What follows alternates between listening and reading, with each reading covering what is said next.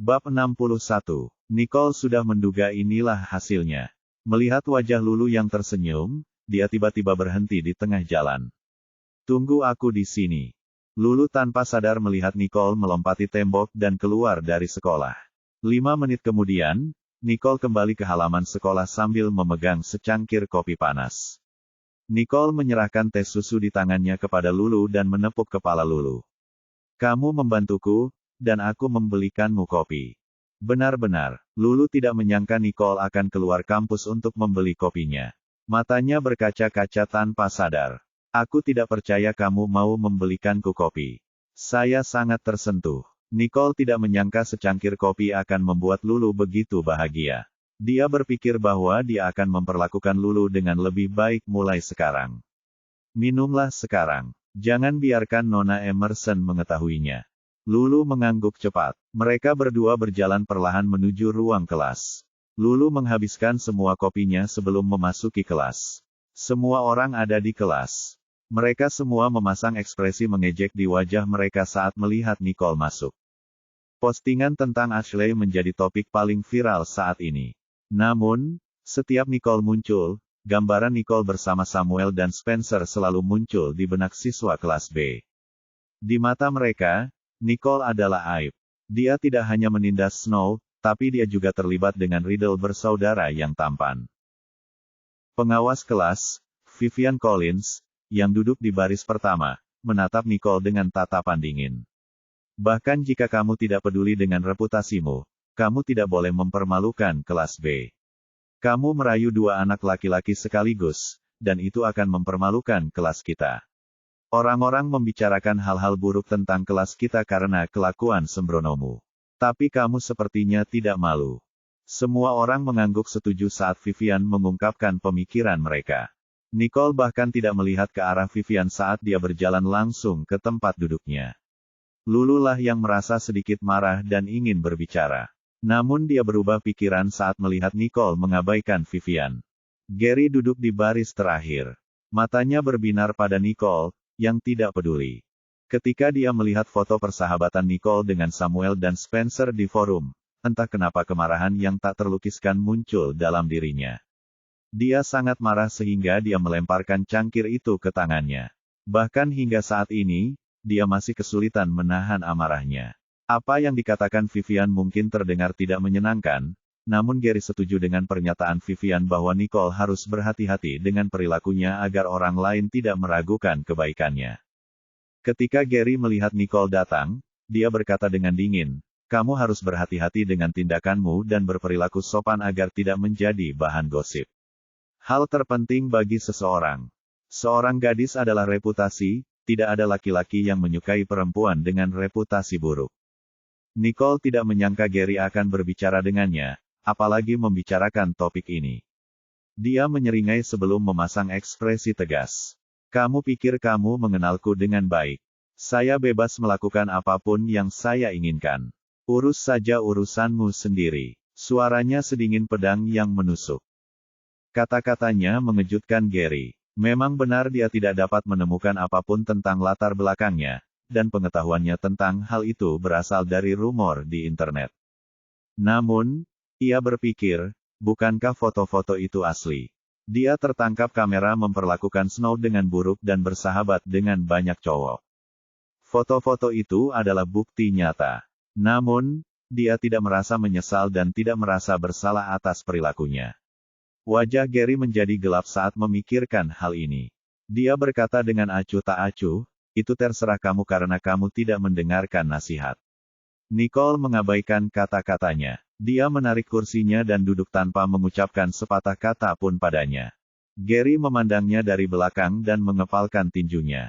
Setelah menyelesaikan makan siangnya bersama Lulu di siang hari, Nicole pergi ke kelas pelatihan Olimpiade Matematika sendirian. Hanya ada beberapa orang di ruang kuliah. Nicole berjalan ke baris terakhir dan dengan malas meletakkan kepalanya di atas meja untuk tidur siang. Tak lama kemudian, suara nyaring terdengar. Dengar, Gary dan Raine menghadiri kelas pelatihan bersama lagi. Mereka berdua adalah sepasang kekasih. Seru seorang gadis. Aku sangat iri pada Raine. Gary selama ini dikenal sebagai sosok yang sulit didekati, namun kini ia bersama Raine. Sepertinya rumor itu benar, temannya menggemakan apa yang dikatakan gadis itu. Nicole tidak tertarik dengan gosip itu. Saat dia memijat alisnya, bulu matanya yang panjang dengan lembut membelai wajah cantik Snow seperti sayap kupu-kupu, membuatnya tampak memukau. Di dekatnya, seorang anak laki-laki menatapnya dengan mulut terbuka. Dia menggoda temannya dan berkata, "Aku tahu Nicole tidak sebaik Snow dalam hal lain, tapi dengan wajahnya saja, aku akan memberinya suaraku sebagai gadis tercantik di sekolah."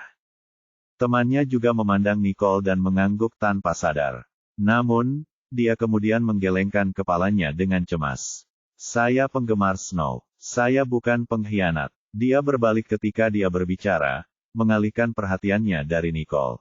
Seolah-olah dia sedang mencoba mencuci otak dirinya sendiri. Dia bergumam, "Saya akan memilih Snow. Saya akan memilih salju." Gary dan Raine duduk di baris ketiga dari baris terakhir, sesuai permintaan Gary. Raine tidak berani menolak. Wajahnya berubah marah ketika mendengar apa yang dikatakan anak laki-laki di belakang. "Aku juga ratu kecantikan di sekolah ini. Tidak menikmati ketenaran seperti Snow adalah satu hal. Kalah dari Nicole adalah hal lain." Raine merengek dalam hati. Bab 62. Raine mengertakkan giginya karena marah saat dia membayangkan wajah Nicole. Dia memandang Gary di sebelahnya dan melihat Gary memiringkan kepalanya, menatap Nicole. Hal ini membuat Raine semakin marah. Gary memperlakukannya dengan dingin sejak kejadian memalukan di kafe itu. Meskipun akhirnya dia mengizinkannya untuk mengikutinya hari ini, dia terus menatap Nicole. Mata Raine terlihat suram. Namun, karena dia masih bersama Gary saat ini, dia menarik napas dalam-dalam dan kembali ke keadaan normalnya. Dengan suaranya yang manis, dia memanggil Gary, "Gary, aku tidak mengerti matematika yang diajarkan di pelajaran terakhir. Bisakah kamu menjelaskannya kepadaku?" Gary memandangnya dengan kerutan tidak sabar, berpikir, "Bukankah Tuan Louis menjelaskan hal itu kepadamu di pelajaran terakhir? Atau apakah kamu tidak mendengarkannya?" Gary kemudian teringat akan penolakan Nicole yang terang-terangan ketika dia dengan sukarela menjelaskan soal tempo matematika hari itu. Oleh karena itu, dengan niat lain dalam pikirannya, dia mengambil pena dan menjelaskan soal matematika kepada Raine. Raine tidak menyangka Gary akan menjelaskan soal matematika kepadanya secara sukarela. Dia memandang Gary, yang ekspresinya tetap acuh tak acuh, dan bangga mendengar suara iri dari gadis-gadis lain. Raine lalu menatap Nicole dengan tatapan provokatif. Gary, sebaliknya, diam-diam memandang Nicole dari sudut matanya saat dia menjelaskan soal matematika, mengantisipasi reaksinya. Sayangnya, Raine dan Gary sama-sama ditakdirkan untuk kecewa. Nicole sedang melihat keluar jendela sambil memainkan pena di antara jari-jarinya. Sepertinya dia sedang berpikir keras. Gary mengalihkan pandangannya ke belakang karena frustrasi, dan Raine menyadari ketidakhadirannya. Meskipun dia terus tersenyum, dia mengepalkan tangannya, kukunya menusuk kulitnya.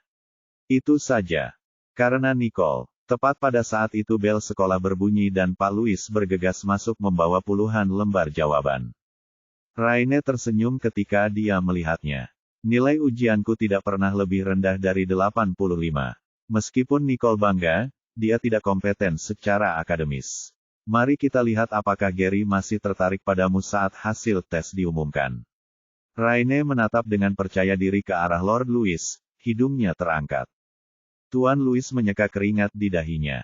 Hasil tesnya sudah keluar. Sebagian besar dari Anda telah melakukannya dengan baik, terutama Gary. Ia berpotensi mendapatkan medali emas. Pada saat yang sama, ada pula yang tidak melakukannya dengan baik. Namun, jangan berkecil hati. Bekerja lebih keras lain kali. Kompetisi Olimpiade Matematika berikutnya memanggil Anda. Namun kali ini anggap saja sebagai ilmu ekstrakurikuler. Aku akan mengembalikan lembar jawabanmu. Raine terkikik. Orang yang tidak mendapat nilai bagus pastilah penduduk desa. Tuan Louis tidak berkata apa-apa lagi dan mulai mengembalikan lembar jawaban. Yang pertama adalah milik Gary. Gary Finlay, 94 nilai. Bagus sekali. Anda hanya berjarak 2 angka dari skor sempurna. Anda tidak memiliki masalah memenangkan penghargaan. Cobalah untuk mengincar posisi teratas. Gary melangkah keluar untuk mengambil lembar jawabannya dan tidak berkata apa-apa. Namun, matanya menatap Nicole dengan bangga. Raine Riddle, nilai 91. Raine merasa gembira ketika mendengar bahwa dia telah mendapat nilai di atas 90. Hasil tesnya tepat di belakang hasil Gary. Dia hampir berlari untuk mendapatkan lembar jawabannya kembali dan tidak bisa menyembunyikan rasa bangga di wajahnya. Matanya menatap Nicole penuh dengan rasa jijik. Teman sekelas lainnya memandang keduanya dengan kagum.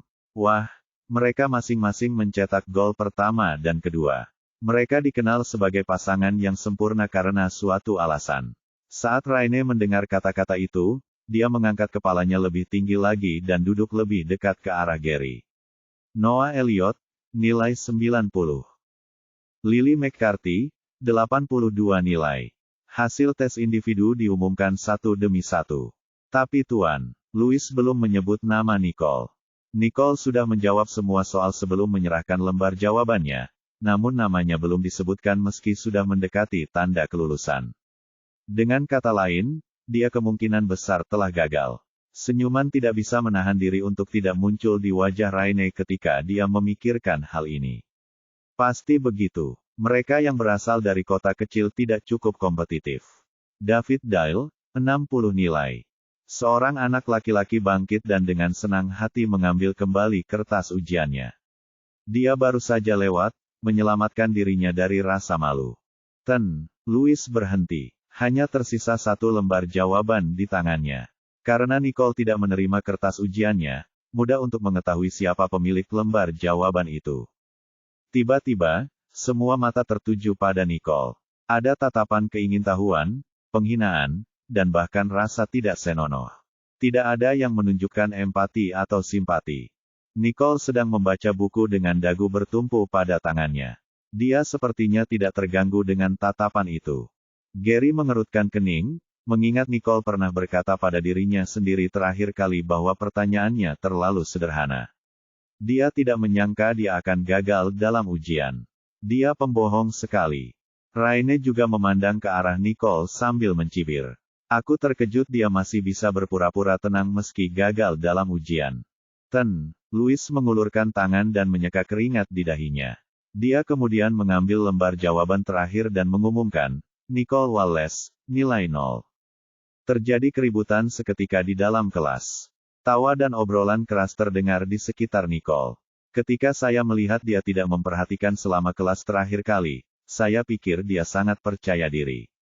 Saya tidak berharap dia mendapat nilai 0. Tepat, lelucon yang lucu. Aku ingin tahu apa yang Bu. Emerson berpikir ketika dia mengizinkan Nicole dan Gary mengikuti kompetisi. Apakah dia mencoba membuat tantangan yang dihadapi Gary lebih sulit? Hanya orang secerdas Raine yang layak menjadi partner Gary. Saya tidak mengerti mengapa membiarkan Gary berpasangan dengan kandidat yang buruk. Bab 63. Saat dia berbicara, semua orang mulai dari menertawakan Nicole menjadi membela Gary. Raine merasa defensif setelah mendengar kata-kata ini. Kemarahan dan rasa cemburu yang dipendamnya selama beberapa hari terakhir karena Nicole akhirnya menemukan jalan keluarnya. Hal ini membuatnya merasa jauh lebih baik. Mendengarkan orang lain memuji dirinya dan Gary, Raine menoleh ke arah Gary dan dengan berani bertanya, mereka semua mengatakan kita pasangan yang cocok. Bagaimana menurut Anda? Namun, Gary masih menatap Nicole. Ketika dia mendengar Nicole mendapat nilai 0, pikiran pertama yang muncul di benaknya adalah, saya dapat menebaknya. Namun kemudian dia merasa campur aduk, khawatir perasaan Nicole akan terpengaruh. Sejak kapan aku begitu peduli dengan apa yang dipikirkan Nicole? Rupanya, aku selalu benar tentangnya. Aku tidak hanya menawarkan bantuan biaya sekolahnya, tapi aku juga menegurnya. Aku tidak akan pernah memperlakukan orang seperti ini. Gary tidak keberatan jika Nicole menolak kebaikannya. Tapi yang membuatnya kesal adalah Nicole bersikap dingin padanya. Raine, yang menundukkan wajahnya yang memerah, mengira Gary sedang marah ketika dia mengabaikannya. Jadi dia mendongak dan dengan gugup mencoba menjelaskan, Gary, maksudku tidak ada yang lain. Di tengah cerita, dia menyadari bahwa Gary bahkan tidak memandangnya, melainkan ke arah Nicole, seolah-olah dia tidak mendengar kata-katanya. Kemarahan segera muncul dalam diri Raine. Dia menatap Nicole dengan dingin. Betapa dia ingin mengiris Nicole dan memotongnya menjadi beberapa bagian. Nicole bangkit dan mengambil kembali lembar jawabannya dengan acuh tak acuh. Tuan Louis memandangi wajahnya yang tidak gugup dan berkata dengan lembut, "Jangan menyerah. Ide Anda bagus. Hanya saja Anda tidak menyelesaikan setiap jawaban. Saya yakin Anda akan memenangkan medali emas pada kompetisi Olimpiade Matematika berikutnya jika Anda bekerja lebih keras." Nicole memandang Tuan Louis dengan heran setelah mendengar itu. Dia tersenyum padanya tanpa sedikit pun ketidaksabaran. Sebaliknya, matanya berbicara tentang dorongan. Jadi dia menundukkan kepalanya dan berkata, "Saya tahu. Terima kasih, Tuan Louis." Bisikan itu tidak berhenti bahkan sampai Nicole kembali ke tempat duduknya dan duduk. Jadi Sir Louis naik ke mimbar dan berteriak, "Set. Mari kita mulai dengan meninjau kembali pertanyaannya. Pelajarannya baru saja berlalu." Nicole mengemasi barang-barangnya dan hendak pergi ketika Gary menepis tangan Raine dan mengejar Nicole. Nicole berjalan perlahan dan langsung melihatnya berdiri di depannya. Gary mengerutkan kening dan merasa marah ketika Nicole tidak menunjukkan ekspresi wajahnya saat menghadapnya. Perilakumu yang tidak pantas adalah satu hal, tapi berbohong adalah hal lain. Bukankah kamu bilang Olimpiade Matematika itu mudah? Lalu kenapa kamu mendapat nilai 0 pada ujian ini? Nicole menatapnya dengan dingin, ingin pergi tanpa mengucapkan sepatah kata pun padanya. Gary terus berbicara dari belakangnya, "Semua orang bilang kamu akan menjatuhkanku.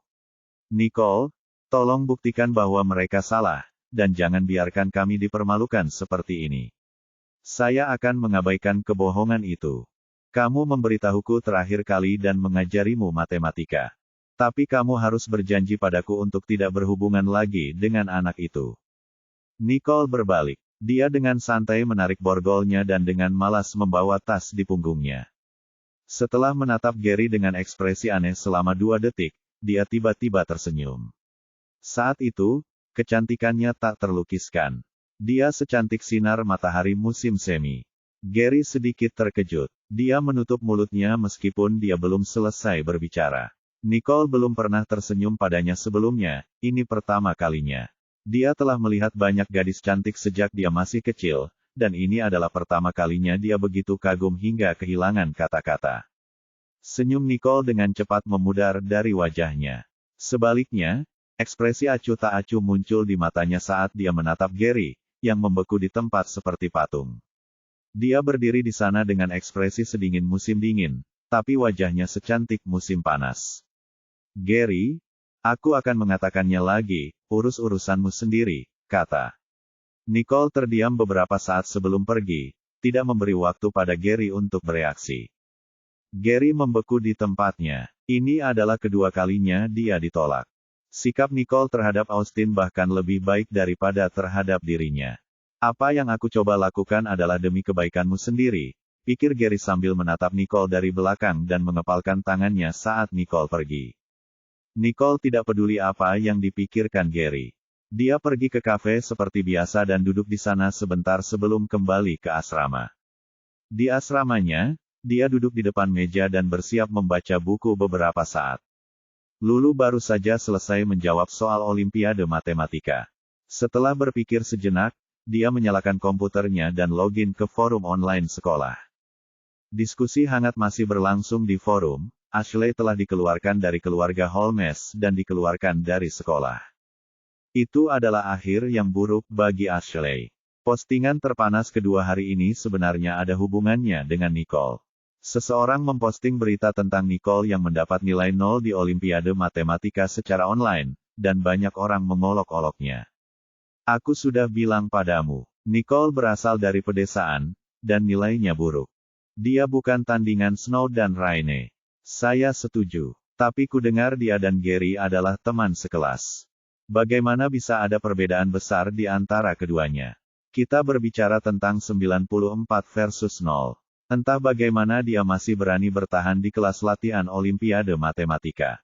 Dia mempermalukan Gary. Itu benar. Saya melihat Gary bertemu Nicole sepulang sekolah dan berbicara dengannya, menawarkan untuk memberinya pelajaran. Tapi Nicole hanya berbalik dan pergi, bahkan tidak melirik ke arah Gary.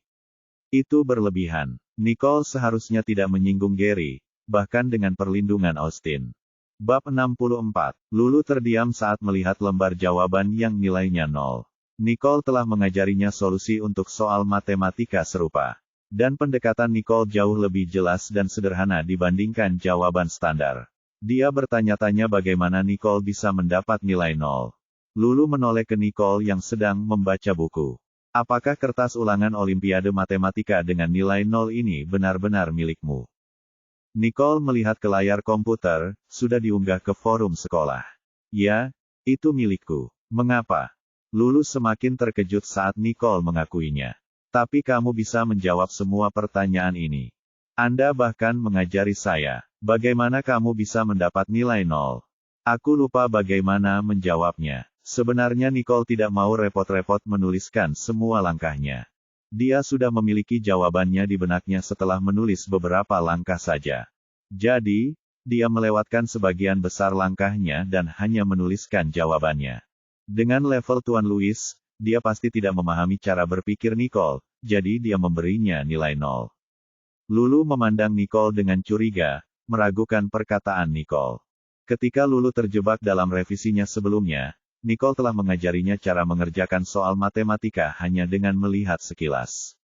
Nicole bisa menghafal semua yang dia baca. Bagaimana dia bisa melupakan solusinya? Saat Lulu mencoba meminta klarifikasi, tiba-tiba June berkata, "Lulu, hentikan saja." Lulu selalu sedikit takut pada June, yang nada suaranya membuatnya mengira dia mengganggunya. Dia merasa sedikit tidak puas tetapi tidak melanjutkan berbicara. Nicole melirik June. Dia tahu June menghentikan Lulu untuk bertanya lebih banyak karena June tahu dia tidak mau menjelaskan. Nicole yang menarik memandang serius ke arah June, yang membelakanginya. June sepertinya merasakan tatapan Nicole dan merasa tidak nyaman. Dia melirik Nicole dan kemudian dengan cepat mengubur dirinya jauh di dalam. Dirinya dalam pelatihan. Nicole mengangkat satu alisnya, tapi tidak berkata apa-apa. Tiba-tiba terdengar suara keras di luar pintu. Lulu menepuk pahanya dan berteriak, "Ngomong-ngomong, aku lupa memberitahu kalian berdua bahwa beberapa senior akan datang untuk memeriksa kamar hari ini. Ayo bersihkan ruangannya sekarang." Setelah mengatakan itu, dia menyadari bahwa dia berbicara terlalu keras dan buru-buru menutup mulutnya. Begitu suara itu menghilang, pintu dibuka dengan kasar. "Lihatlah, semuanya, keluar." Lulu terkejut. Nicole berjalan keluar dengan tenang sementara June mengikutinya. Saat mereka keluar, beberapa gadis berdiri di sana dengan ekspresi tegas di wajah mereka, menatap mereka.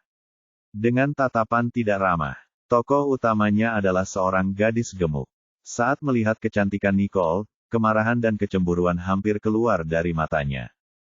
"Kalian semua malas karena datang terlambat. Saya akan mengurangi 10 poin.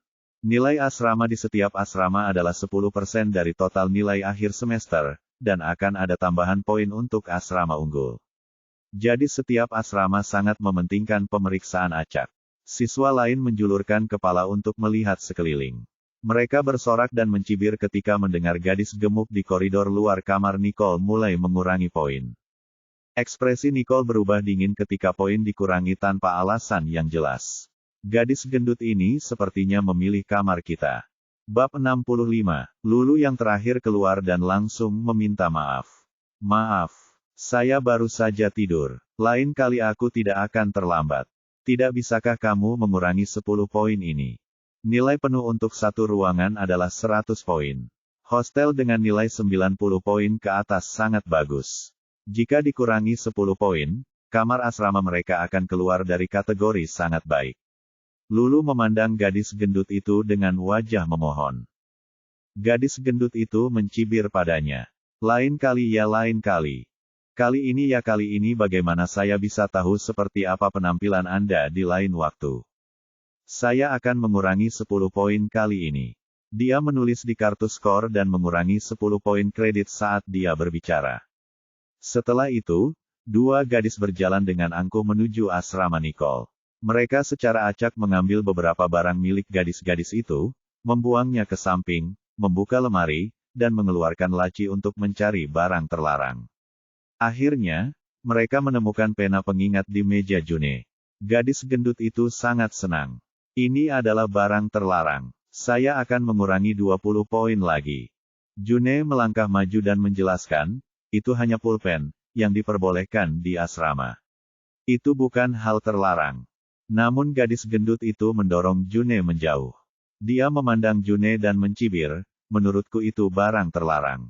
Jika Anda menentang saya akan mengurangi 30 poin. June berhenti bicara saat melihat keributan gadis gendut itu. Puas, gadis gemuk itu berbalik dan terus mengobrak-abrik ruangan. Diakuinya lantai dan jendelanya kotor, sehingga dia mengurangi 10 dan 20 poin. Setelah beberapa saat, gadis gendut itu membungkuk seolah sedang melihat sesuatu.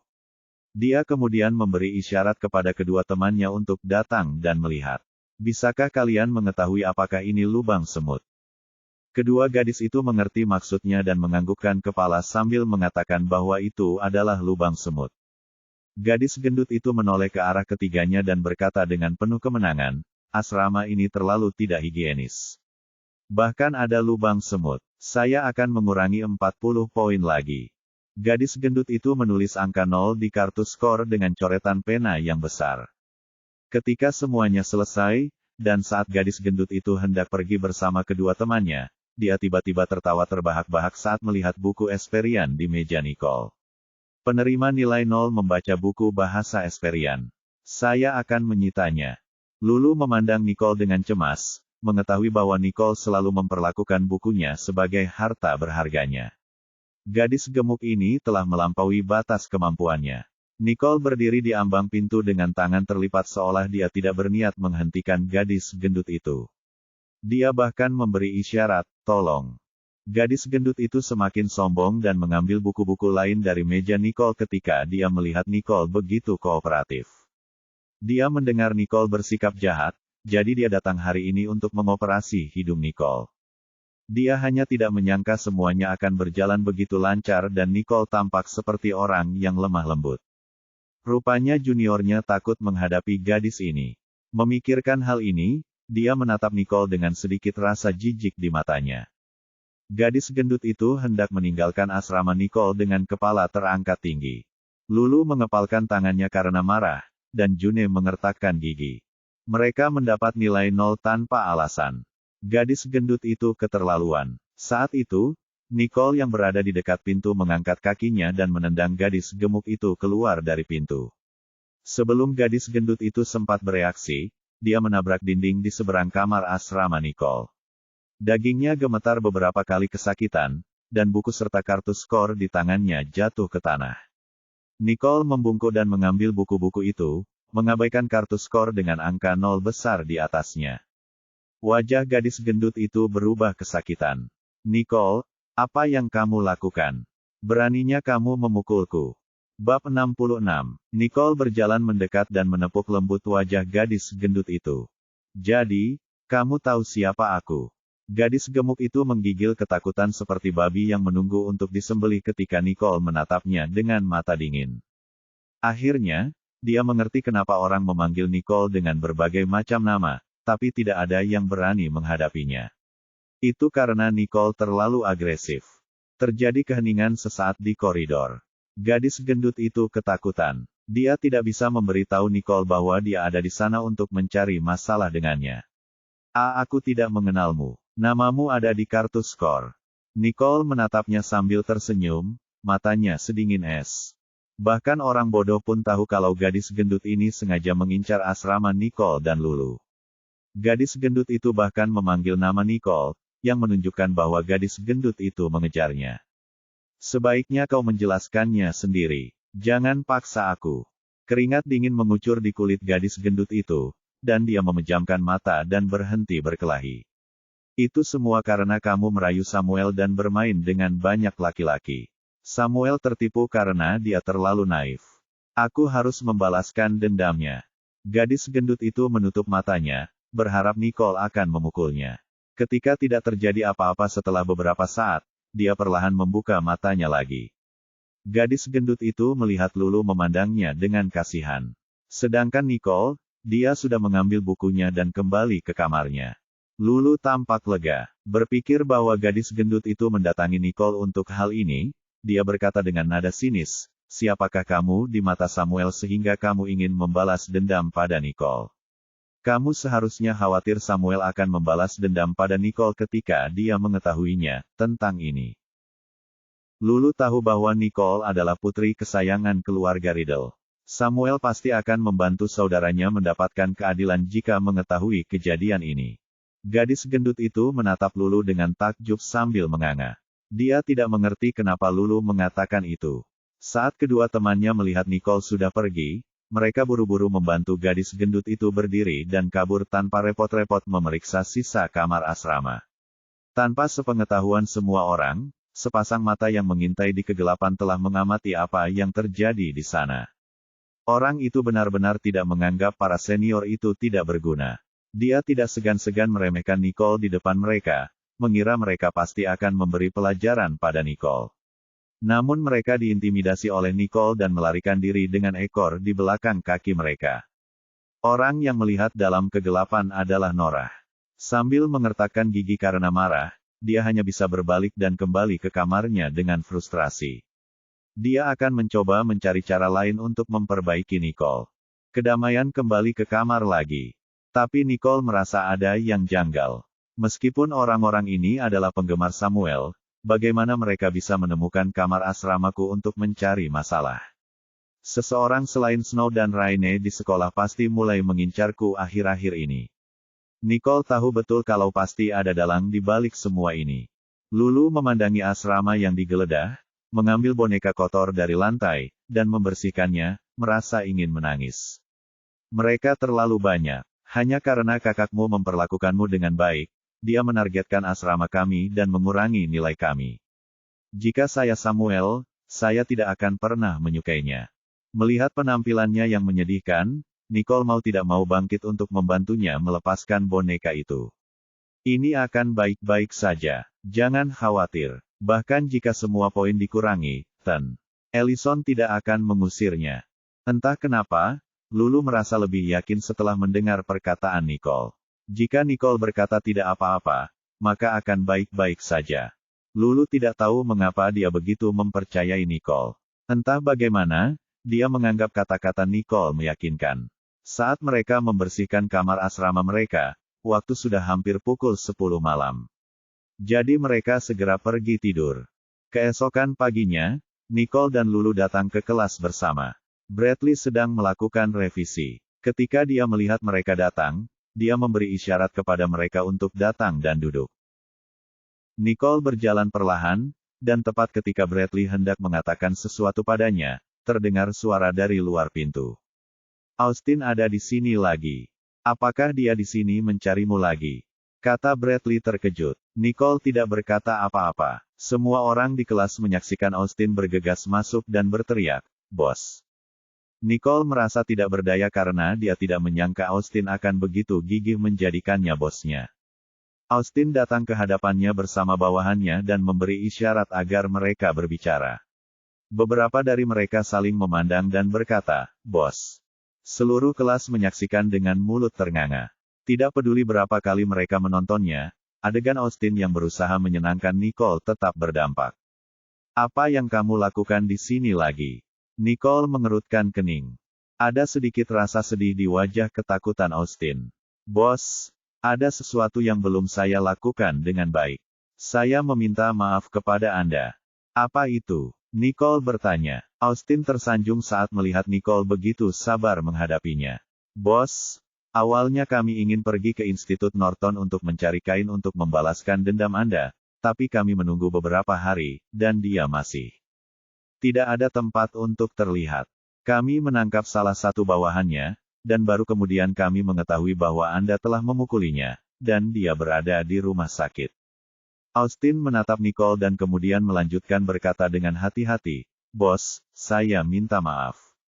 Aku telah berpikir untuk membalaskan dendammu, tanpa mengetahui bahwa kamu begitu tangguh. Tolong jangan marah padaku. Seluruh kelas B mendengar apa yang dikatakan Austin dan memandang Nicole seolah-olah mereka melihat hantu. Siapakah Kain? Pengganggu terkenal dari pacar Sanjoto dan Celia. Celia sempat mengungkapkan bahwa pacarnya telah dipukuli oleh Nicole, dan dia kini berada di rumah sakit. Dia bahkan mengunggah sebuah gambar. Namun karena postingan tentang Ashley menjadi topik hangat, tidak ada yang memperhatikan postingan tersebut. Selain itu, tidak ada yang akan berpikir itu benar meskipun orang melihatnya. Mereka memandang Nicole dengan tatapan ngeri. Seorang siswa pindahan dari pedesaan, belum menjadi perempuan, mengalahkan Austin, pengganggu di sekolah, dan melumpuhkan Kain, pengganggu di sekolah sebelah. Bukankah Nicole terlalu hebat? Bab 67. Namun Nicole tidak peduli dengan apa yang mereka pikirkan dan berbicara kepada Austin, kamu juga telah melihatnya. Saya bisa menangani semua ini sendiri, jadi saya tidak perlu menjadi bos Anda. Jangan datang kepadaku lagi. Semua orang di kelas itu tersentak karena satu-satunya orang yang berani bicara seperti itu pada Austin adalah Nicole. Mereka mengira Austin akan marah setelah mendengar kata-kata kasar seperti itu, namun Austin hanya tersenyum dan menggaruk kepalanya sambil menjawab, bagaimana kamu bisa mengatakan ini, bos? Sekali bosku, selamanya bosku. Kamu adalah bosku, apapun yang terjadi. Pengikutnya mengangguk satu persatu, mengungkapkan bahwa mereka berharap Nicole bisa menjadi bos mereka. Awalnya Austin hanya menggoda Nicole karena kecantikannya. Kemudian, dia meminta Nicole menjadi bosnya karena permintaan ayahnya. Namun kini, Austin sangat mengagumi Nicole dari lubuk hatinya. Menurut bawahan Cain yang baru saja keluar dari rumah sakit, Nicole telah melawan 10 orang sendirian hari itu. Kekuatannya sangat buruk. Austin tidak akan rugi jika menjadikan Nicole sebagai bosnya. Nicole melihat Austin berbicara dengan tulus, jadi dia menyerah pada desakan Austin dan memikirkannya sebelum perlahan berkata, Austin, aku bisa menjadi bosmu, tapi dengan satu syarat.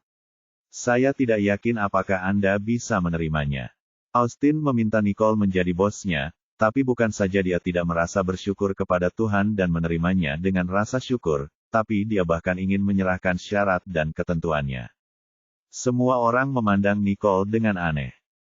Austin sangat senang saat mendengar wanita itu menyerah dan menepuk dadanya sambil berjanji, tentu saja bisa. Apapun kondisimu, aku akan menerimanya asalkan kamu setuju menjadi bosku. Nicole menatap mata tulusnya dan berbicara tanpa ragu-ragu. Aku ingin kalian semua masuk 20 besar untuk ujian bulan ini. Tiba-tiba seluruh dunia menjadi sunyi. Tidak ada yang berani menertawakan Austin di depannya, jadi mereka semua menahan tawa sambil menunggu Nicole mempermalukan dirinya sendiri. Austin mendapatkan peringkat 20 besar benar-benar keterlaluan. Vivian memutar matanya karena dia selalu menjadi salah satu dari 10 siswa terbaik. Hal yang paling dia benci adalah para pembuat onar yang buruk dalam pelajarannya.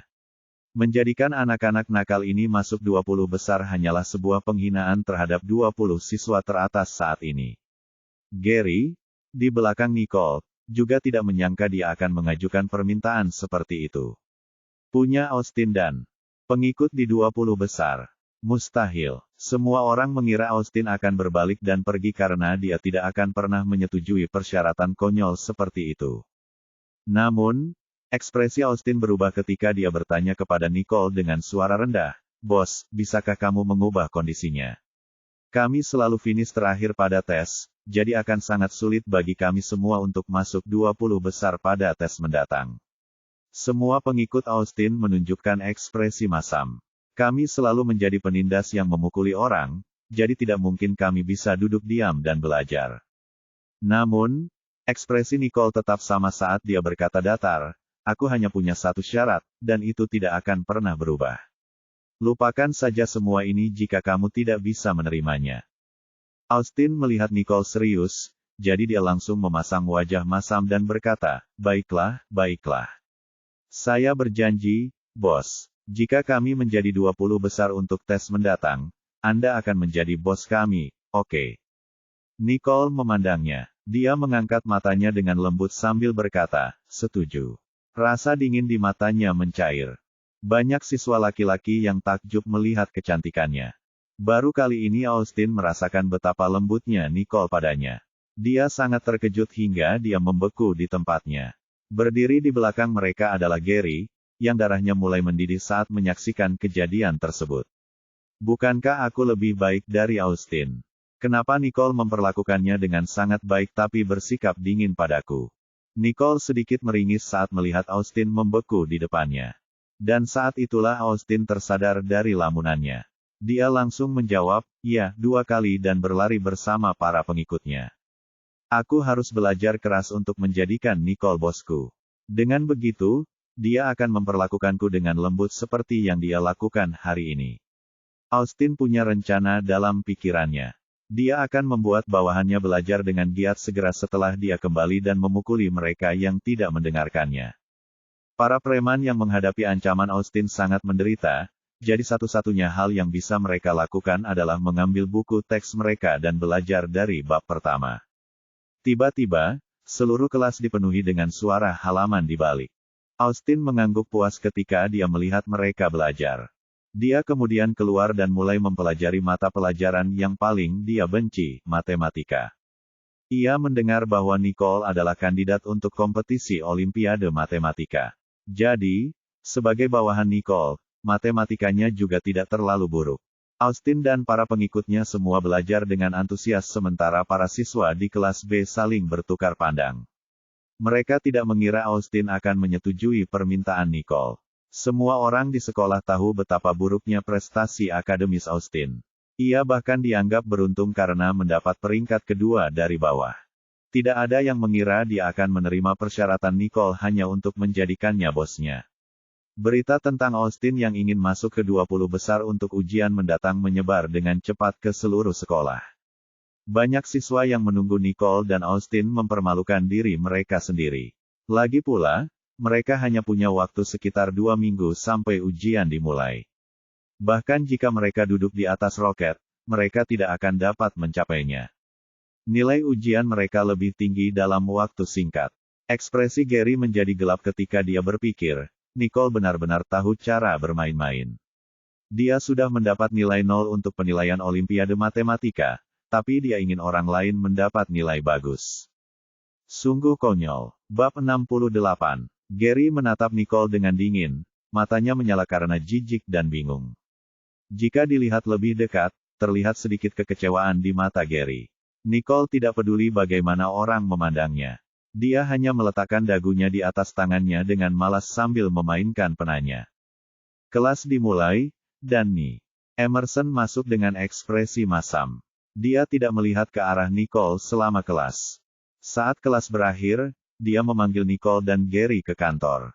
Pertama-tama, dia menyuruh Gary untuk bekerja keras dan mempersiapkan kompetisi agar bisa membawa pulang penghargaan ke sekolah. Kemudian, dia menoleh ke Nicole dan menghela nafas sebelum berbicara. Nicole, aku memintamu untuk mengikuti kompetisi karena aku percaya dengan kemampuanmu. Namun, Tuan, Louis memberitahuku bahwa kamu sebenarnya mendapat nilai 0 pada tes tiruan. Bisakah Anda menjelaskannya? Nicole menduga Ibu Emerson mencari dia dan Gary karena dia ingin membicarakan masalah ini dengan mereka. Nicole menatap Ibu Emerson, tetapi suara aneh terdengar di belakangnya saat dia hendak berbicara. Oh, Nyonya Emerson, bukankah dia jenius yang mendapat nilai 0 pada ulangan Olimpiade Matematika di kelasmu? Ada apa? Apakah kamu mencoba berbicara dengannya? Itu Tuan Kennedy. Dia berjalan ke arah mereka sambil membawa cangkir termosnya sambil bersorak gembira. Apakah tidak ada orang lain di kelas B? Salah satu kandidat Anda adalah siswa dengan nilai terendah ketiga di kelas. Yang lainnya bahkan lebih buruk lagi, dia bahkan mendapat nilai 0. Ini sungguh mencerahkan saya. Mengapa Anda tidak menarik siswa Anda keluar dari kompetisi ketika nilainya seperti ini? Rendah. Kedua calon dari angkatan Ten. Kennedy adalah siswa terbaik di sekolahnya, yang satu menjadi runner-up pertama dan yang lainnya menjadi runner-up kedua. Ten. Kennedy berpikir, penghargaan Olimpiade Matematika akan diberikan kepada murid-murid saya. Dia memandang Emerson dengan lebih meremehkan ketika memikirkan hal ini. Nyonya Emerson benar-benar marah padanya. Saya telah melihat betapa hebatnya Nicole dan Gary dalam bidang matematika. Jangan meremehkan orang berdasarkan nilainya. Aku, Kennedy hanya bisa mengejek saat melihat Ni. Emerson, yang biasa menahan amarahnya, menanggapi pidatonya. Anda harus memperjelas hal ini, Ni. Emerson, jika kalian mengirimkan kedua siswa ini untuk mengikuti kompetisi dan mereka mendapatkan hasil yang buruk, mereka akan menjatuhkan nama sekolah kita. Jadi, ini bukan masalah pribadimu. Ibu Emerson tidak mau menyerah dan ingin melawan. Namun, ketika Nicole mendengar apa yang dikatakan Tuan Kennedy, dia berbalik dan berkata kepada Ibu Emerson, "Miss Emerson, saya ingin keluar dari kompetisi." Tuan Kennedy mendengarkan Nicole dan tersenyum sampai mata kecilnya di balik kacamatanya menyipit. Lihat betapa pintarnya Nicole. Dia tahu tempatnya. Dia tidak ingin merepotkan sekolah, jadi dia minta dikeluarkan dari kompetisi. Nyonya, Emerson merasakan duka yang tak terlukiskan saat mendengar keputusan cepat Nicole untuk keluar dari kompetisi. Namun, ketika dia memikirkan Nicole mendapat nilai 0 untuk penilaiannya, dia merasa Nicole mungkin tidak bisa mengejar ketinggalan, jadi dia tidak ingin memaksa Nicole. Nyonya, Emerson menenangkan dirinya dan berkata, "Nicole, jika terlalu menantang, tidak apa-apa untuk mengundurkan diri dari kompetisi." Nicole memandangnya dan tersenyum tipis. "Tidak, Miss Emerson. Saya ingin mengundurkan diri dari kompetisi karena pertanyaannya terlalu sederhana. Saya ingin menantang sesuatu yang lebih sulit." Setelah dia mengatakan itu, tidak hanya Ni. Emerson dan Kennedy kaget, tapi Gary juga tercengang. Selanjutnya, kemarahan yang tidak dapat dijelaskan muncul dalam diri Gary. Nicole menggertak lagi. Dia bilang penilaiannya terlalu mudah terakhir kali, namun pada akhirnya dia mendapat nilai 0. Kennedy mencibir, "Jangan membuatku tertawa. Apakah Anda benar-benar mengatakan bahwa pertanyaannya sederhana? Dengan standarmu?" Nyonya, Emerson memandang Nicole juga. Dia juga merasa Nicole berlebihan ketika mengatakan pertanyaannya mudah. Namun setelah mendengarkan kata-kata Kennedy, Ni, Emerson berkata, "Saya yakin Nicole bisa melakukannya." Nicole mengangkat alisnya karena dia tidak menyangka Miss Emerson sangat percaya padanya. Dia kemudian menoleh ke arah Tuan Kennedy dan berkata datar, "Tuan Kennedy, apakah kamu ingin bertaruh?" Kennedy memandangnya dengan jijik. "Apa yang kita pertaruhkan?" Nicole mengetuk meja dengan ringan dengan jarinya. "Kami berani bertaruh, Nona. Kelas Emerson akan mendapat juara pertama dalam kompetisi ini, bukan kelasmu, Kennedy." Kennedy hampir tertawa terbahak-bahak. Dia memandang Nicole yang sombong dan langsung setuju. "Tentu, mari kita bertaruh untuk ini." "Apa taruhannya?" Nicole berkata dengan dingin, "Jika aku kalah, aku tidak akan mengikuti kompetisi Olimpiade Matematika lagi." "Jika Anda kalah, Pak Kennedy, kamu harus mengakui di depan seluruh sekolah bahwa Miss Emerson adalah guru terbaik untuk tahun pertama di Royal Creek Institute selama waktu istirahat kami." Meskipun Tuan Kennedy sedikit kesal dengan perkataan Nicole, dia yakin Nicole tidak punya peluang memenangkan taruhan setelah beberapa pertimbangan. Jadi, dia menyetujui sarannya. "Baiklah, Nicole, saya mengagumi keberanian Anda." Lalu, Pak Kennedy melolong ketika dia pergi. Sepertinya dia telah mengamankan kemenangannya. Setelah Tuan Kennedy pergi, Ni, Emerson memandang Nicole dengan cemas seolah ingin mengatakan sesuatu. Namun Nicole bersikap seolah tidak terjadi apa-apa dan berkata, "Miss Emerson, kenapa kamu baru saja memanggilku ke sini?" Nyonya, Emerson ingat bahwa dia ingin bertanya mengapa Nicole mendapat nilai 0 dalam penilaiannya, tetapi itu tidak lagi penting. Nyonya, Emerson buru-buru bertanya, "Nicole, apakah kamu yakin dengan kompetisi ini?" Dipindai dengan Chams Channer, Nyonya, Emerson tidak tahu mengapa dia membayangkan sesuatu. Nicole sudah mendapat nilai 0 untuk penilaiannya, apalagi kompetisi sebenarnya. Bagaimana dia bisa mendapat tempat pertama? "Lupakan saja, jangan beritahu aku. Kembali ke kelas, kalian berdua. Pelajarilah beberapa soal Olimpiade Matematika bersama-sama ketika Anda memiliki waktu luang." Nicole tahu apa yang dipikirkan Ni. Emerson hanya dengan melihat ekspresinya, tapi dia tidak perlu menjelaskannya. Nicole dan Gary meninggalkan kantor, dan Gary sangat marah.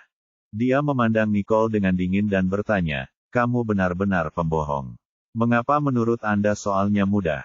Kalau mudah kenapa dapat 0? Selain itu, mengapa Anda bertaruh dengan Tuan Kennedy? Tahukah kamu telah merusak rencanaku? Bagus, sekarang aku tidak punya pilihan selain memenangkan tempat pertama. Bab 69. Bab 69 Nicole berjalan dengan acuh tak acuh, tidak mau menanggapinya. Gary mengikuti di belakang. Awalnya dia ingin bertanya, tapi dia merasa lelah setelah itu, jadi dia meninggalkan Nicole dengan kata-katanya, kamu urus sendiri, dan pergi. Setelah dia pergi, Nicole berbalik dan masuk ke kantor Tuan Louis. Ketika Gary kembali ke kelas, wajahnya muram. Jack dan Wayne melihat ekspresinya dan mengira sesuatu yang besar telah terjadi. Jadi mereka segera menghampiri Gary dan bertanya, ada apa, Gary? Siapa yang membuatmu marah? Gary mencengkeram pena di tangannya erat-erat dan menjawab dengan dingin, Nicole bertaruh dengan Tuan Kennedy, bertaruh bahwa kita akan mendapat juara pertama dalam kompetisi Olimpiade Matematika. Dia benar-benar berani mengatakan itu, padahal akulah yang membereskan kekacauannya. Jack dan Wayne saling berpandangan, dan Jack ingat ketika Gary ditolak oleh Nicole ketika dia menawarkan diri untuk menjadi guru privatnya. Jadi dia marah dan berkata, Nicole tidak tahu apa yang dia tidak tahu. Wayne mengangguk sebagai jawaban. Gary tidak ingin berbicara lebih jauh dan kembali ke sikap malasnya yang biasa sambil mengerutkan kening dan mulai melihat pertanyaan. Pada saat itu, di kantor Miss Emerson, Louis terkejut saat melihat Nicole berdiri di depannya. Setelah Tuan Louis sadar kembali, dia tersenyum dan berkata, apa yang bisa saya bantu, Nicole? Nicole melihat ekspresi ramahnya dan berkata dengan lembut, Tuan Louis, saya di sini untuk memberitahu Anda bahwa saya akan mengikuti pelatihan lagi, jadi saya tidak dapat lagi mengikuti kelas pelatihan Olimpiade Matematika Anda. Lord Louis tertegun, tapi dia setuju tanpa berkata apa-apa. Setelah Nicole pergi, staf di kantor bertanya kepadanya, Tuan Louis, bukankah itu siswa yang mendapat nilai 0? Kenapa kamu begitu baik padanya? Kamu membiarkan dia bolos hanya karena dia bilang dia tidak bisa hadir. Tuan Louis menggelengkan kepalanya. Dia telah melihat kertas evaluasi Nicole beberapa kali. Meskipun hasil matematika Nicole berantakan dan sedikit berbeda dengan jawaban model, dia merasa hasilnya sangat istimewa. Louis merasa tidak mampu mengikuti pendekatan Nicole. Seorang jenius disebut jenius karena proses berpikirnya yang istimewa, selalu lebih maju dari kebanyakan orang. Mungkin, Nicole benar-benar jenius di sekolah mereka. Nicole tidak peduli bagaimana orang lain memandangnya. Dia pergi ke kafetaria untuk makan dan menelepon Tuan Ellison setelah makan. Ellison sangat senang saat menerima telepon dari Nicole. Apa yang membawamu ke sini, Nicole? Apa terjadi sesuatu di sekolah? Beritahu saya jika terjadi sesuatu. Aku akan menyelesaikannya untukmu. Nicole tidak berbasa-basi dan langsung bercerita tentang ketiga gadis yang mencari masalah dengannya. Ellison mendengarkan dan langsung menjawab, jangan khawatir, saya akan menghukum 3 siswa ini. Asramamu juga tidak akan mendapat nilai 0. Saya pasti akan memberi Anda penjelasannya. Nicole berkata, ini tidak terlalu serius. Aku hanya tidak ingin teman sekamarku menderita karena aku. Ellison menghela nafas lega karena dia khawatir Nicole kesal dengan sekolahnya dan tidak ingin belajar di sana lagi. Setelah jeda singkat, Ellison berkata hati-hati, Nicole, Harvey akan kembali ke sekolah Senin depan. Aku sedang berpikir untuk mengajak kalian berdua bertemu. Silakan. Nicole memikirkan hubungan Harvey dengan Snow dan tidak tertarik pada mercucu Ellison. Dia segera memotongnya dengan datar, Tuan Ellison, saya akan segera berpartisipasi dalam kompetisi Olimpiade Matematika. Saya khawatir saya tidak punya banyak waktu. Ellison menghela nafas pelan dari ujung telepon yang lain. Dia tahu bahwa Nicole selalu memiliki pendiriannya sendiri dan dia tidak akan mudah berubah pikiran. Baiklah, bersiaplah untuk kompetisi. Anda tidak perlu khawatir tentang hal lain. Nicole menjawab dengan, oke, dan Ellison mengingatkannya untuk menjaga dirinya sendiri sebelum panggilan mereka berakhir. Ekspresi Nicole tetap sama saat dia menjauhkan ponselnya dan berjalan keluar. Setelah Tuan Ellison mengakhiri panggilannya dengan Nicole, dia tersenyum pada VIP yang duduk di hadapannya. Halo, Tuan Johnston. Maaf karena tidak memberikan sambutan yang lebih baik. Ellison masih ingat kapan terakhir kali Jared meneleponnya secara tiba-tiba dengan maksud untuk memulai sebuah kafe di depan Royal Creek Institute. Biasanya Pak, Ellison tidak akan mengizinkan bisnis yang tidak penting tersebut dibuka di dekat lingkungan sekolah. Tapi karena Jared yang mengajukan permintaan itu secara langsung, tidak ada alasan baginya untuk menolak Jared. Ellison hanya tidak tahu mengapa Jared ingin bertemu dengannya lagi. Jared datang agak terlambat, jadi dia hanya bisa mendengar beberapa kata terakhir dari Tuan Ellison berkata sebelum menutup telepon. Tapi dia merasa bahwa Tuan Ellison terdengar sangat baik ketika dia berbicara dengan orang itu, jadi dia mengangkat alisnya dan bertanya dengan curiga, "Saya ingin tahu siapa orang yang Anda ajak bicara itu." "Anda terdengar sangat khawatir, Tuan Ellison." Ellison melambai ketika dia mendengar apa yang dikatakan Jared. "Dia adalah seseorang yang penting bagiku." "Anda mungkin tidak mengenal orang itu, Tuan Johnston." Entah bagaimana, Jared memikirkan Nicole. Dia juga menyebutkan bahwa dia cukup dekat dengan Tuan Ellison. Pada saat itu, Pak Ellison kembali ke topik utama. "Ada yang bisa saya bantu, Tuan Johnston?" Jared tahu bahwa Tuan Ellison tidak ingin bicara terlalu lama, jadi dia tidak repot-repot bertanya hal-hal yang tidak relevan dan langsung saja mengungkapkan tujuan kunjungannya. "Ada banyak siswa terampil di sekolahmu, jadi apakah kamu mempunyai pemikiran jenius komputer?" Jared menelusuri informasi akun online di kafenya, sehingga dia semakin yakin bahwa orang di balik akun tersebut adalah seorang mahasiswa dari Royal Creek Institute. Seorang peretas seperti Lucifer jelas merupakan seseorang di Royal Creek Institute. Itu sebabnya Jared pergi menemui Tuan Ellison, untuk menggali informasi lebih lanjut tentang si hacker. Bagi orang normal, pertanyaan Jared bukanlah hal yang aneh. Namun, wajah Ellison berubah sejenak sebelum dia memasang ekspresi ramah sambil tersenyum dan berkata, "Royal Creek Institute hanyalah sebuah institusi pendidikan. Jika Anda mencari orang yang terampil, Anda harus bertanya pada Graham untuk mempekerjakan seorang profesional. Mengapa kamu datang kepadaku?" Jared melihat bahwa Tuan Ellison tidak hanya berusaha menghindari pertanyaannya, tapi juga mencoba mencari tahu sesuatu darinya, sehingga Jared tidak bisa menahan senyum penasarannya. "Tidak ada alasan. Ada terlalu banyak orang rumit di komunitas. Jadi saya berencana untuk melatih bakat-bakat dari Royal Creek Institute secara pribadi. Anda tidak perlu terlalu gugup, Tuan Ellison." Tuan Ellison sepertinya menyadari bahwa tindakannya agak berlebihan. Jared sangat cerdas, jadi Tuan Ellison khawatir Jared menyadari sesuatu. Bab 70. Meskipun Tuan Ellison baru beberapa kali bertemu Jared, kehadiran Jared tidak pernah lebih lemah dari dirinya setiap kali mereka bertemu. Pemuda ini, Jared, jelas memiliki masa depan cerah. Jared berdiri dengan anggun sambil menatap Ellison tidak melanjutkan pembicaraan.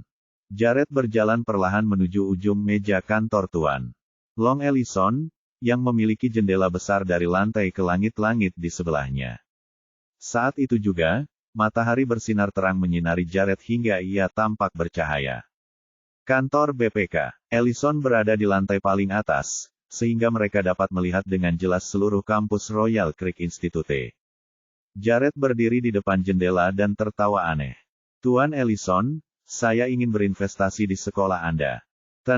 Ellison tidak tahu kenapa Jared mempunyai pemikiran seperti itu, namun dia langsung waspada ketika memikirkan bagaimana Jared ingin mendapatkan seseorang darinya.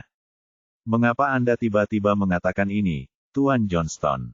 Jared berbalik untuk menemui Tuan Ellison. Separuh dari wajahnya yang menawan sedang berjemur di bawah sinar matahari sementara separuh lainnya berada dalam bayang-bayang. Dia tersenyum dengan matanya dan terlihat sangat tampan. Itu jelas karena Royal Creek Institute mempunyai banyak potensi. Jared berpikir, kamu bahkan memiliki seorang jenius seperti Lucifer. Dia menyipitkan matanya sedikit saat memikirkan tentang $100 juta yang Lucifer buat untuknya hilang, yang merupakan kecelakaan yang tidak pernah dia lakukan. Area pencarian Lucifer secara bertahap semakin menyempit. Jika saya mengawasi Royal Creek Institute, saya pasti akan menangkap Lucifer. Tuan Ellison semakin ragu saat mendengar jawaban Jared. Namun dia tidak ingin terlalu menyinggung perasaan Jared, jadi dia perlahan berkata, Tuan Johnston, ini adalah masalah jangka panjang. Beri saya waktu untuk mempertimbangkannya. Johnston Group adalah perusahaan besar, dan bahkan divisinya pun kuat. Ellison harus merenungkan hal ini lebih jauh. Jared tidak mengetahui kekhawatiran Tuan Ellison, jadi dia tidak ingin mendesaknya. Jared langsung mengiyakan sambil berkata, tentu, saya harap Anda bisa memberi saya jawaban yang memuaskan, Tuan Ellison. Ellison mengantar Jared keluar dari kantornya. Kekhawatirannya bertambah saat melihat sosok Jared yang sinis dari belakang. Kembalinya Jared sebagai pewaris tidak resmi keluarga Johnston kali ini menjadi perbincangan di Sanjoto. Terlebih lagi, Tuan Ellison belum menjadi terkenal di Hustuaberg, jadi dia agak takut pada Jared. Ellison memikirkan kata-kata Jared sambil sedikit mengernyit. Sementara itu, Nicole, yang tidak menyadari semua ini, sedang berjalan menuju asramanya. Dia tidak harus mengikuti kelas pelatihan Olimpiade Matematika sore ini. Namun dia belum memutuskan di mana akan mempelajari contoh soal matematika. Lagi pula, dia sudah membuat janji sombong di depan semua orang. Jika dia tidak berusaha lebih keras dalam belajar seperti yang dilakukan orang normal dalam matematika, dia mungkin akan mendapat nilai 0 lagi. Nicole frustrasi, tidak menyadari bahwa Gary sudah duduk di ruang kuliah menunggunya. Kelas akan segera dimulai, jadi kenapa Nicole belum datang? Nicole sungguh keras kepala. Dia sudah bertaruh dengan Tuan Kennedy sore ini, mengatakan dia akan mendapat tempat pertama. Tapi dia bahkan tidak menghadiri kelas sekarang. Dengan standarnya yang mendapat nilai 0, apakah dia benar-benar ingin menang dengan belajar mandiri? Gary bertanya-tanya. Gary juga memikirkan bagaimana dia tidak menanggapi ketika dia menanyainya. Dia tidak bisa tidak bertanya pada dirinya sendiri apakah dia terlalu kasar. Betapa rapuhnya. Saya hanya menanyai Nicole sedikit, dan dia tidak mau datang ke kelas sekarang. Setelah dia mengatakan itu, dia memperhatikan kelas dengan murung. Raine sedang duduk di sebelah Gary ketika dia mendengar ucapannya. Dia berbalik dan melihat bahwa Nicole benar-benar tidak muncul di kelas. Dia kemudian menghubungkannya dengan apa yang dikatakan Gary. Dia yakin Gary sedang menunggu Nicole sekarang. Mata Raine dipenuhi dengan rasa cemburu dan frustasi ketika dia memikirkan hal ini. Apa bagusnya Nicole? Kenapa dia selalu ada di pikiran Gary? Raine tidak dapat berhenti memikirkan kata-kata Nicole. Nicole adalah seekor rubah betina. Dia tidak akan merayunya karena dia satu kelas dengan Gary, kan? Setelah kelas mereka berakhir, Raine memaksakan sebuah senyuman sambil berkata kepada Gary, Gary, kafe yang kita datangi hari itu tidak menghargai kita. Untuk menebusnya, ayo pergi ke tempat yang lebih baik untuk minum kopi nanti. Dia menyeringai cerah sambil melihat sekeliling kampus karena dia yakin Gary akan menerima tawarannya. Raine telah menghabiskan banyak uang untuk kencan ini. Dia telah menghabiskan setiap sen dari tunjangan bulanannya untuk memesan tempat duduk. Kafe. Raine menatap Gary dengan penuh percaya diri. Dia siap mendengar Gary mengatakan ya ketika dia mengajaknya kencan. Namun, Gary bahkan tidak meliriknya dan berkata dengan dingin, aku ada urusan hari ini. Sayangnya aku tidak punya waktu untuk pergi bersamamu. Nicole telah mendorongnya ke ambang batas ketika dia bertaruh dengan Tuan Kennedy. Jadi dia harus belajar dan mendapatkan tempat pertama seolah hidupnya bergantung pada hal itu. Ketika Raine melihat bagaimana dia tidak repot-repot menutup-nutupi hal tersebut, dia langsung memikirkan hal-hal yang dia katakan sebelum kelas mereka dimulai. Bagaimana mungkin Raine tidak mengetahui bahwa alasannya ada hubungannya dengan Nicole? Darah Raine langsung mendidih saat dia melihat Gary pergi tanpa menoleh ke belakang. Dia mengeluarkan ponselnya dan mengirim SMS sebelum dia tersenyum dingin. Nicole, jika kamu punya nyali untuk merayu Gary, kamu harus membayarnya. Dia berpikir. Telepon Nora berdering setelah beberapa detik. Setelah dia melihat pesan dari Raine, dia tertawa. Apa yang dilakukan Nicole hingga membuat Raine marah karena Raine ingin mengganggu Nicole lagi. Celia dan Ashley adalah teman yang diperkenalkan Nora pada Raine dan Snow. Namun, kini mereka tidak bisa lagi memberikan bantuan. Nora tidak memikirkan siapapun kecuali beberapa senior kemarin. Dia tidak tahu apakah mereka masih akan membantunya. Dia memikirkannya dan memutuskan untuk menggunakan nama Raine untuk mengirimi mereka pesan, meminta mereka untuk melecehkan Nicole. Setelah beberapa saat, mereka membalas pesannya. Nora membuka kunci ponselnya, dan senyumnya langsung membeku. Apa? Para senior menolak permintaannya. Apakah orang-orang ini begitu takut pada Nicole setelah kejadian kemarin sehingga mereka tidak berani mengganggu Nicole lagi?